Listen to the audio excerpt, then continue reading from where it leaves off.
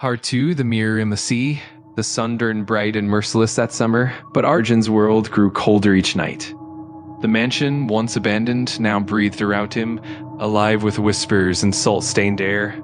Each looked damp, as if the sea itself had claimed him in his sleep. When dusk bled into the horizon, she came, the broken bride. At first, only a silhouette on the veranda, her soaked gown clinging to her like grief made flesh. Her eyes, hollow yet endless, mirrored the wild water below. Her lips moved soundlessly, a hymn to heartbreak that only the tide could hear. He told himself to stop watching, yet each night when she appeared, he felt that same pull, like lungs craving salt water instead of air. Every step toward her, Vaisi roared louder, warning, not again.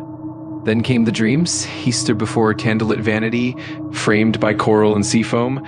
She sat there brushing her tangled hair, no longer drowned, but desperate. Her reflection lagged behind her, like something trapped outside of time. Their eyes met through the mirror. "Find my face," she whispered, voice trembling like the edge of a wave. He woke gasping, the taste of salt on his tongue. By dusk, he was in the basement. The air, damp and metallic, almost made him miss it. A glint beneath torn sheets. A mirror. When he wiped the glass, his reflection blinked a moment too late. A cold pulse ran up his arm, a heartbeat that wasn't his. That night the mansion came alive.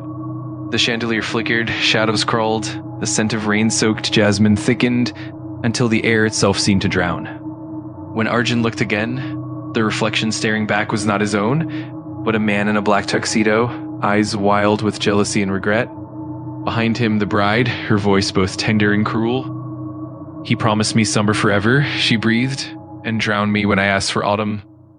Arjun's chest tightened, her words felt familiar. Too familiar. "Who?" he asked, barely a whisper. "You will know," she said softly, "when you see your reflection." The lights exploded into darkness. A scream tore through the night, hers both. And as the sea raged against the foundations, Arjun stood before the mirror. His reflection fractured, his guilt surfacing. Summer had not ended, and neither had she.